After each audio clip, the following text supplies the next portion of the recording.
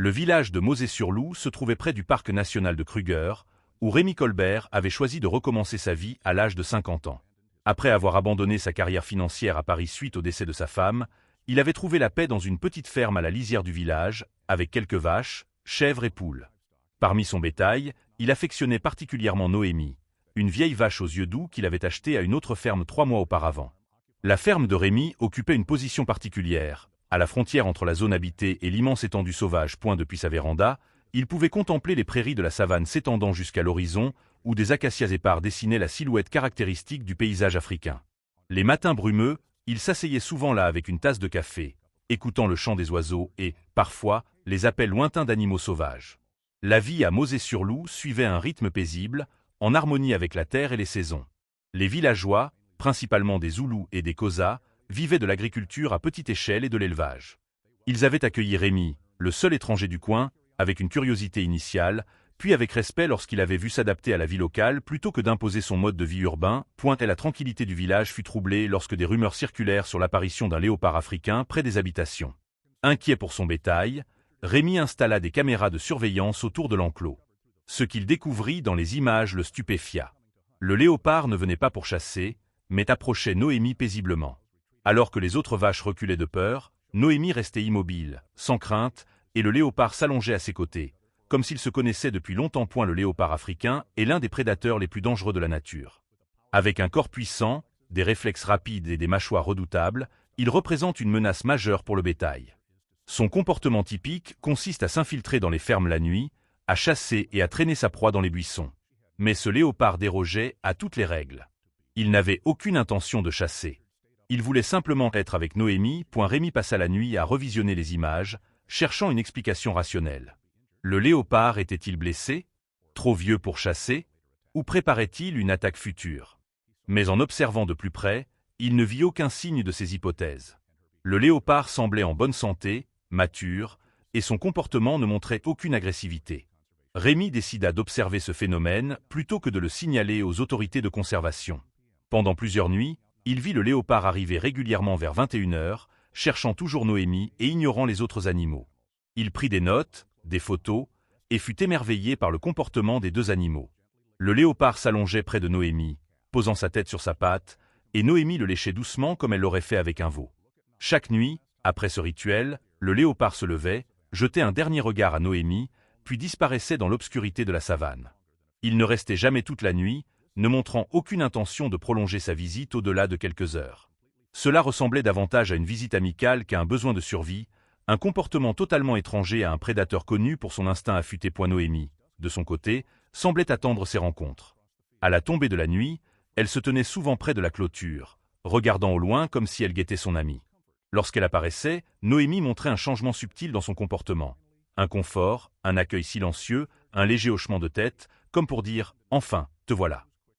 Quand Rémi partagea sa découverte avec Marcel, un ami proche du village, la nouvelle se répandit rapidement. Au départ, beaucoup restèrent sceptiques, mais bientôt, les villageois commencèrent à se rassembler près de la ferme la nuit. Espérant assister à ce spectacle étrange, la vie du village s'organisa peu à peu autour des visites du léopard, et Rémi craignit que cet intérêt humain ne perturbe cette relation naturelle. Les anciens commencèrent à raconter des histoires sur les liens entre humains, bétail et animaux sauvages. Dans les cultures zoulou et Xhosa, de nombreuses légendes parlent d'animaux porteurs de messages du monde spirituel ou de relations spéciales entre espèces comme signe d'événements importants à venir. Certains pensaient que le léopard était l'incarnation d'un ancêtre protégeant le village. D'autres y voyaient le présage d'une récolte abondante. Tous s'accordaient à dire que c'était quelque chose de spécial, digne de respect. Face à l'afflux de curieux, Rémi se demanda s'il devait contacter des scientifiques pour comprendre et expliquer ce phénomène. Après de nombreuses nuits de réflexion, il écrivit une lettre au département de zoologie de l'Université du Cap, décrivant en détail ce qu'il avait observé et joignant des photos comme preuve. L'arrivée du professeur Denis Thibault, un expert renommé en comportement animal de l'Université du Cap, marqua un tournant dans cette histoire étrange. Connu pour son sérieux et sa prudence, son intérêt pour ce phénomène apporta une reconnaissance scientifique que Rémi n'avait pas anticipée. Les nuits fraîches de fin août en Afrique du Sud offraient des ciels étoilés. Alors que Rémi se préparait à accueillir le professeur, il ressentait une légère anxiété. Le léopard viendrait-il ce soir? La présence d'un étranger l'effraierait-elle? Et surtout, le professeur Thibault croirait-il ce qu'il voyait, ou considérerait-il cela comme l'imagination d'un homme vivant trop longtemps dans la solitude? Le professeur Denis Thibault arriva à Mauzé-sur-Loup avec un scepticisme évident. Grand, mince, avec des cheveux argentés et des yeux bleus perçants derrière des lunettes à monture métallique, il avait entendu trop d'histoires farfelues sur les animaux au cours de sa carrière. Cependant, après avoir visionné les enregistrements de Rémy, son scepticisme initial laissa place à un émerveillement et une curiosité non dissimulée. Lors de sa première nuit à Mauzé, Rémy le conduisit à l'enclos avant le coucher du soleil. Ils s'installèrent sur un banc en bois à une distance sûre, assez près pour observer, mais assez loin pour ne pas déranger les animaux. Alors que l'obscurité tombait, Noémie commença à montrer son comportement habituel, se tenant près de la clôture, regardant au loin point. « Elle attend » murmura Rémy. Le professeur Thibault hocha la tête, les yeux fixés sur la vieille vache. Il avait étudié le comportement animal pendant plus de 30 ans, mais n'avait jamais vu une chose pareille. Une vache attendant un léopard, non pas dans la peur, mais dans l'anticipation. À 21h15 précise, une ombre sombre apparut à la lisière du champ. Le léopard tacheté avançait avec l'élégance propre au grand félin, chaque pas lent et assuré. Il s'arrêta un instant, scrutant les environs, puis continua vers l'enclos. Noémie, voyant son ami, commença à longer la clôture, comme pour la rencontrer au plus près point. « Extraordinaire » murmura le professeur Thibault, serrant ses jumelles. « Complètement extraordinaire ». Le léopard s'approcha de la clôture, et après une légère hésitation, peut-être due à la présence humaine, la franchit doucement pour rejoindre Noémie. Il n'y avait aucun signe de peur chez la vache, aucune agressivité chez le léopard, seulement un accueil silencieux, une reconnaissance mutuelle. Avec la permission de Rémy, le professeur installa un poste d'observation près de l'enclos, équipé de dispositifs d'enregistrement infrarouge pour ne pas perturber les animaux. Ce qu'ils enregistrèrent au cours des semaines suivantes dépassa toutes les attentes. Le léopard et Noémie avaient développé un rituel complexe, bien plus qu'une simple rencontre. Le léopard arrivait généralement vers 21h, parfois plus tôt les jours de pluie. Il approchait Noémie avec des pas légers, parfois en grognant doucement pour la saluer. Noémie, semblant reconnaître ce grognement, levait la tête et regardait le léopard, les oreilles dressées. Une fois près d'elle, le léopard frottait souvent sa tête contre la patte de Noémie, comme un chat domestique avec son propriétaire. Puis il s'allongeait à ses côtés, posant parfois une patte sur la tête ou le cou de la vache. Noémie ne montrait aucun inconfort, mais baissait la tête pour lécher celle du léopard. Un comportement qu'elle réservait habituellement à ses veaux-points a eu fil des nuits d'observation. Le professeur Thibault nota des schémas dans le comportement des deux animaux. Le léopard, malgré son statut de prédateur solitaire, semblait chercher contact et affection. Il s'allongeait près de Noémie, parfois s'assoupissant brièvement, signe d'une confiance absolue, car en pleine nature, les prédateurs ne dorment que lorsqu'ils se sentent en sécurité. Noémie, de son côté, affichait des comportements maternels clairs. La manière dont elle léchait la tête du léopard, dont elle restait immobile pour le laisser s'appuyer contre elle, ou le doux meuglement qu'elle émettait à son approche rappelait une mère avec son veau-point. Le professeur conclut qu'il s'agissait d'un comportement de type maternel-filial. Noémie traitait le léopard comme son propre petit, et ce dernier acceptait ses soins. Mais comment deux espèces, proie et prédateur, pouvaient-elles développer une telle relation? Pour en savoir plus, Rémy décida de se renseigner sur le passé de Noémie. Un matin de fin août, il prit son vieux tout-terrain et roula sur les chemins de terre rouge vers le village du Musée, où vivait Jacques, l'ancien propriétaire de Noémie. Le paysage passait des vastes prairies de la savane à des zones cultivées avec des champs de maïs et de patates douces, parsemés de maisons aux toits de chaume traditionnels. Jacques, un homme menu au visage buriné et aux mains calleuses, accueillit Rémy avec un sourire chaleureux et une tasse de thé fumante. Ils s'assirent à l'ombre d'un grand baobab, où les villageois se réunissaient souvent pour échanger nouvelles et histoires. Jacques raconta que Noémie était une vache spéciale, née pendant une grande tempête, et la seule de son troupeau qu'il avait laissé vivre dans la maison quand elle était jeune. Fait notable, 2 ans plus tôt, une femelle léopard blessée par un piège avait été trouvée près de la ferme et temporairement gardée près de l'endroit où séjournait Noémie. Cette information, bien que non concluante, offrait une piste sur l'origine possible de cette relation spéciale. Jacques se souvenait que le léopard avait été découvert, les pattes gravement blessées par un piège illégal. On ne pouvait pas la laisser mourir comme ça, dit-il. Bien que les léopards tachetés soient une menace pour notre bétail, ils font aussi partie de cette terre, de la vie que nous partageons. Les agents de conservation étaient venus et avaient gardé le léopard dans une cage près de l'enclos où se trouvait Noémie pendant environ 2 semaines, le temps de soigner sa patte, avant de le relâcher.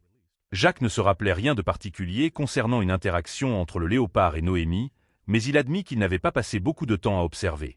C'est peut-être une coïncidence, dit-il, ou peut-être que quelque chose s'est passé entre elles à ce moment-là, quelque chose que nous n'avons pas vu. Quand Rémy partagea cette information avec le professeur Thibault, celui-ci hocha la tête pensivement. « Ce n'est pas impossible, dit-il. Les animaux ont une bonne mémoire, surtout pour les expériences émotionnelles fortes. Si ce léopard est la progéniture de la femelle soignée près de la ferme de Jacques, et qu'elle a eu un contact avec Noémie quand elle était jeune, cela pourrait expliquer ce lien. Le professeur, en se basant sur la taille et les caractéristiques du léopard actuel, estima qu'il avait environ 2 à 3 ans, ce qui corroborait l'hypothèse qu'il pourrait être le petit de la femelle blessée. Si c'était le cas, peut-être que, lorsqu'il était un jeune léopard, il avait eu ses premiers contacts avec Noémie, peut-être à travers la clôture ou en suivant sa mère après sa libération. L'impact des expériences précoces sur les animaux ne doit pas être sous-estimé, expliqua le professeur. Des études montrent que les animaux exposés à d'autres espèces tôt dans leur vie peuvent développer des relations atypiques. En captivité, cela arrive souvent. Des chiens se lient avec des chats, voire des ours avec des tigres. Mais dans la nature, c'est extrêmement rare. Au cours des semaines suivantes, le professeur Thibault élargit l'envergure de ses recherches. Il installa des caméras sur une zone plus large pour suivre le léopard lorsqu'il quittait la ferme de Rémy. Il collecta également des poils et des empreintes pour analyse, cherchant à déterminer si ce léopard avait un lien génétique avec la femelle sauvée 2 ans plus tôt. Alors que septembre cédait la place à octobre, les apparitions du léopard devinrent un phénomène non seulement à Mosée-sur-Loup, mais dans toute la région. Les médias locaux commencèrent à rapporter cette étrange amitié entre le léopard et la vache, attirant des touristes qui affluaient pour assister à ce spectacle rare. Une équipe de reporters d'une chaîne de télévision nationale vint réaliser un reportage spécial. Ils installèrent du matériel d'enregistrement sophistiqué autour de l'enclos et une équipe de tournage professionnelle resta 2 nuits pour capturer des images de haute qualité. La diffusion nationale attira des millions de téléspectateurs, et bientôt, l'histoire du léopard et de la vache fit son apparition dans les médias internationaux. Au départ, Rémy et le professeur Thibault tentèrent de maintenir une distance entre la foule et l'enclos, craignant que la présence humaine n'effraie le léopard. Mais chaque nuit, le nombre de visiteurs augmentait, rendant le contrôle difficile. Les touristes apportaient des appareils photo avec flash, et leur conversation résonnait dans l'obscurité. Rémy, avec l'aide des villageois, tenta d'établir des règles de base. Pas de flash, silence obligatoire et distance de sécurité. Une clôture temporaire fut érigée pour créer une zone tampon. Mais avec l'afflux croissant, faire respecter ces règles devenait presque impossible. Le professeur Thibault remarqua des changements subtils dans le comportement du léopard. Il arrivait plus tard, souvent après 22 heures, quand la plupart des touristes étaient partis. Il devenait plus vigilant, passant plus de temps à scruter les environs avant d'approcher Noémie, et son temps de visite se raccourcissait, passant d'1 à 2 heures à seulement 30 à 40 minutes. Une nuit de fin octobre, sous un ciel étoilé et un air frais, la foule se rassembla comme d'habitude, attendant l'arrivée du léopard. Mais ce soir-là, il ne vint pas. Beaucoup furent déçus, mais Rémy et le professeur Thibault étaient inquiets. Ils avaient remarqué que le léopard apparaissait moins fréquemment ces dernières semaines et craignaient que la présence humaine n'ait perturbé cette relation. Les nuits suivantes, le léopard ne se montra toujours pas. Les touristes perdirent progressivement intérêt et commencèrent à partir. Des rumeurs circulaient que le conte de fées était terminé, que le léopard était retourné à ses instincts sauvages et ne reviendrait jamais. Mais la 4e nuit, alors que seuls Rémy et le professeur Thibault étaient assis près de l'enclos, le léopard apparut. Il se déplaçait plus prudemment, reniflant l'air pour s'assurer de sa sécurité. Lorsqu'il reconnut les 2 hommes familiers, il continua vers Noémie. Leur réunion fut émouvante. Noémie lécha le visage du léopard plus que d'habitude, et celui-ci se frotta contre ses pattes avec ce qui semblait être du soulagement. « Il est toujours là », murmura le professeur. « Il attend juste un environnement plus sûr pour approcher. » Au cours des 2 semaines suivantes, le léopard apparut irrégulièrement, parfois absent plusieurs nuits d'affilée. Quand il venait, il gardait souvent ses distances, se tenant à la lisière du champ et observant Noémie de loin plutôt que de s'approcher comme avant. Noémie, semblant percevoir ce changement, se tenait souvent face au léopard, comme pour l'attendre. La distance physique entre eux symbolisait l'intrusion humaine dans leur relation. Rémy et le professeur Thibault organisèrent une réunion avec les villageois et les responsables du tourisme local.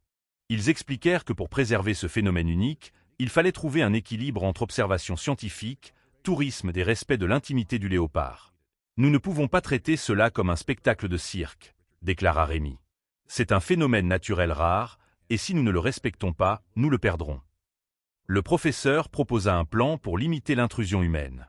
Une clôture temporaire fut installée autour de l'enclos, permettant l'observation à distance tout en réduisant le bruit et la lumière. Des pancartes expliquaient l'importance de rester silencieux et d'éviter les flashs. Des villageois furent chargés de surveiller les touristes pour faire respecter les règles. Un poste d'observation fut construit à environ 100 mètres de l'enclos, équipé de télescopes permettant de voir sans déranger. Des écrans diffusaient les images des caméras infrarouges, offrant une vue claire sans besoin de s'approcher. Ces efforts portèrent leurs fruits. Le léopard recommença à apparaître plus régulièrement, bien que toujours prudent. Parfois, lors de nuits particulièrement calmes avec peu de touristes, il s'aventurait plus près de Noémie, restaurant presque leur relation d'antan. Cependant, à la mi-novembre, le léopard n'était apparu que 3 ou 4 fois, toujours à distance et pour de courts moments. Le professeur Thibault enregistrait toutes les observations et commença à rédiger un article scientifique sur ce phénomène. Rémi, quant à lui, ressentait une profonde tristesse. Il comprenait que la magie qu'il avait observée s'éteignait peu à peu. Une nuit, alors que les 2 hommes étaient assis sur la véranda de Rémi, regardant le champ sombre, le professeur dit « Vous savez, même si le léopard ne revient jamais, ce que nous avons vu reste l'un des phénomènes les plus rares en recherche sur le comportement animal. Cela a changé ma vision des relations entre espèces. » Rémi hocha la tête, prenant une gorgée de whisky. « J'espère juste que notre intervention, la mienne, n'a pas détruit quelque chose de précieux. »« Ne vous blâmez pas, » répondit le professeur. « La nature a ses propres chemins. Et parfois, même quand nous ne voyons ou ne comprenons pas, les liens persistent. » Une nuit d'hiver paisible, 6 mois après que les dernières empreintes du léopard eurent disparu, Rémi était assis seul sur sa véranda, la chaleur de son thé apaisant le froid ambiant. Le professeur Thibault était rentré à l'université depuis longtemps. Son article sur la relation spéciale entre Noémie et le léopard faisait l'objet de discussions animées dans les cercles scientifiques. Mosée-sur-Loup avait retrouvé son rythme quotidien, paisible, comme si les foules curieuses n'avaient jamais été là. Soudain, plongé dans ses pensées, Rémi remarqua un léger mouvement à la lisière du champ. Son cœur s'accéléra lorsqu'il reconnut la silhouette familière du léopard tacheté. Mais cette fois, elle n'était pas seule. 2 petites silhouettes avançaient timidement à ses côtés. Ces petits, nouvelles créatures de la sauvagerie. Avec la douceur rare d'un prédateur, la mère léopard guida ses petits vers l'enclos. Noémie, comme si elle avait senti quelque chose, se tenait déjà là, ses yeux suivant ses visiteurs spéciaux. Il y avait dans la posture de la vieille vache une expression non seulement d'anticipation, mais de joie à se retrouver après tant de jours d'absence. Rémi retint son souffle, n'osant bouger, craignant que sa présence ne brise ce moment sacré. Il vit la mère léopard mener ses petits vers Noémie, touchant doucement sa patte comme un geste de salutation entre amis longtemps séparés. Noémie baissa la tête, léchant doucement le front de chaque petit léopard, un geste affectueux que seules les mères pouvaient pleinement comprendre. Les petits, d'abord timides, commencèrent, encouragés par leur mère, à explorer curieusement cette amie géante. L'un d'eux grimpa même sur le dos de Noémie, se blottissant comme si c'était l'endroit le plus sûr du monde. Des larmes coulèrent sur les joues de Rémi, alors qu'il réalisait la portée profonde de ce moment. Le léopard n'était pas revenu seulement pour visiter une vieille amie, mais pour présenter la nouvelle génération, pour transmettre ce lien spécial. Dans un monde régi par les lois impitoyables de la nature, ici, dans la sauvagerie africaine, une relation transcendant les frontières naturelles avait non seulement existé, mais se prolongeait à la génération suivante. Cette nuit-là, alors que les léopards s'éloignaient enfin, Rémi sut qu'il reviendrait. Le miracle qu'il croyait perdu à jamais avait non seulement été ravivé, mais avait ouvert un nouveau chapitre. Un chapitre sur l'amitié, sur le lien, et sur la manière dont la nature, parfois, brise ses propres règles pour créer les choses les plus extraordinaires.